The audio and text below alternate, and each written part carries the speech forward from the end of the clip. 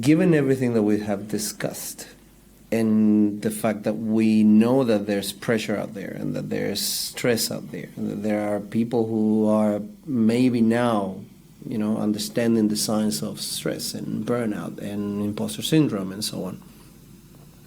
All the way from someone who's just got out of uni and started, or someone who feels the isolation of an executive role. If you could whisper something on each and every one of them tomorrow before they start work, what would that be?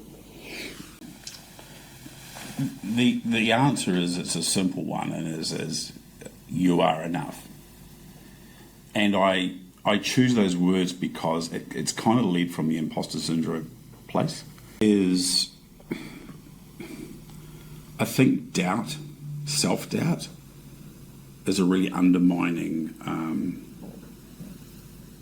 It's a fine sword, right? A little bit of self-doubt gives you pause, reflection, learning.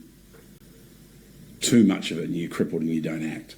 So, telling people that they're enough, and for us to actually, all of us, to absorb that and know that. And also, and one thing I know I've shared with you before is, for everybody who's perhaps waking up, as you said, and thinking about going for that big job, do it. As I've told you, the words I use is, if you're a high performer, if the next job in your career doesn't scare the shit out of you, you shouldn't do it. If you think you can do the job already, wrong job. Take something that really terrifies you, because you'll grow. There's anxiety, there's stress, there's sleepless nights, there's mistakes that you make. But we make mistakes every day in our jobs. No one's perfect. Really reflect on them. But the learning, every 6 months in your career, if you look back,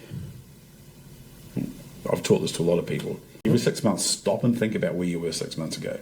And usually the change is more than you would ever think you were capable of. No, I thought about some of the things you were saying before, and I think we're all works in progress. It feels like a freaking chasm a light year away, but I'm aware of it.